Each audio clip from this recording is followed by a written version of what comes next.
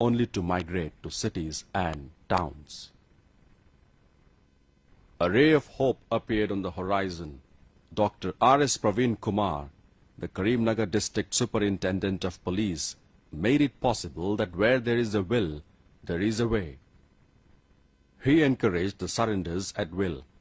It has reached its peak during his tenure that a record number of 46 Naxalites were made to lay down their arms before the Chief Minister, Chandrababu Naidu, and the Director General of Police in Hyderabad in one go. Retaining them in the mainstream was made tough, with surrendered extremists began to feel insecure, both from the police and their former colleagues. For the first time in the country, the Tough Cop has organized a novel program named Parivartana Sadasulu at Huzurabad and Husnabad villages, wherein hundreds of militants were made to assemble. Their names were deleted from the police records after a close introspection. It was not the end of the daunting task. The problems after surrenders continued unabated with the Naxalites. Another unique program called Nimmajanam was devised to infuse confidence in the extremists. All the records pertaining to their pending charges were handed over to them, only to be burnt away. Their joy knew no bounds.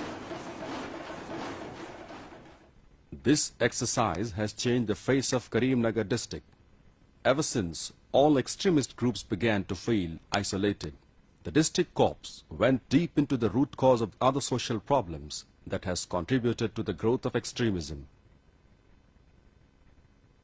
Illiteracy has been one among such problems with which the corps have decided to fight with. In Rangampet village, the corps motivated them to organize Ma Uriki Randi, Come to Our Village program. The objective behind the program is to go door to door, inviting teachers living in nearby towns and cities to come to their village in order to impart basic education to their kids by offering them free food and accommodation. What started on a small note once by Karimnagar Corps has soon transformed itself into a major movement statewide, inspiring the state government to issue a GO number 45 directing all its employees to reside at their workplaces. But the district corps still felt there is some vacuum left. A policeman's death, it's going unnoticed. On the other hand, if an army John dies in war or during peacetime in any skirmish, so all politicians, including MLAs, MPs, ministers, then all officials, everyone will queue up in front of his house and they'll compete with with themselves to pay homage. But this is not the case with a poor constable. Army John, he knows where the enemy is, from which direction the enemy is coming from. But the poor constable does not know where the enemy is coming from. But this dejection did not last long. People of different communities responded positively to the call of the district corps.